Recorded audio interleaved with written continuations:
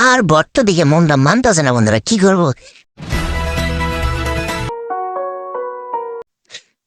শুনে স্যার মালিক বাসা করে সবাই ভালো আছেন। দেখতে পাচ্ছেন বাসা থেকে সিজা বাইক নিয়ে বাড়িয়ে বেড়েছি, কারণ বড় অথেন্টিক খাবার অর্থাৎ পেটে প্রচন্ড ক্ষুধা দেয়। বড় উদ্দেশ্যে বেরোলাম অথেন্টিক খাবার 200 মতো ভর্তাবাজি দিয়ে খাওয়ার জন্য। এই যে বলতে আমরা বউবাজারে চলে এসেছি, যেখানে পাশাপাশি 2টি রেস্টুরেন্ট, যেখানে শুধু ভর্তাবাজি আর না, বগুড়া ঐতিহ্যবাহী আলুঘাটি সহ বিভিন্ন ধরনের খাবার আইটেম এখানে পাওয়া যায়। যারা ভোজন রসিক আছেন তারা অবশ্যই এই ধরনের রেস্টুরেন্টে এসে মন করে তৃপ্তি সহকারে জিব্বার পানি বের করে খেতে পারবেন আশা করছি।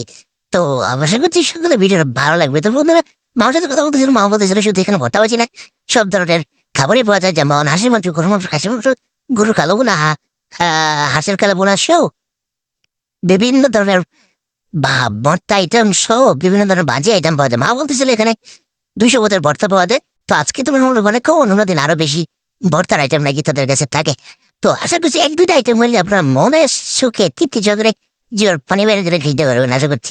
কিন্তু হাতের খুব জিসে ডুবে ডাল দিয়ে ভর্তাতে টোকাতে খাইতে পারবেন আশা করি অনেক ভালো। তো ভর্তা দেখি জিভের পানি সামলাইতে বললাম না, লোভনীয় অর্থাৎ কোনটাতে কোনটা বুঝতে পারতেছিল না। তো মামা এ দেখে বললাম কয়েকটা ভর্তা চয়েস করলাম, কিছু ভর্তা পছন্দ করে ইতিমধ্যে অর্ডার করে ফেলেছি, ঝটপট অর্ডার করে ফেলেছি। খাবার দেখে আর বেশিক্ষণ অপেক্ষা করা যায় না বন্ধুরা। জানেন যারা আপনি ভোজন রসিক আছেন তারা এ ধরনের খাবার খেতে চান, অবশ্যই বউবাজারে চলে আসবেন।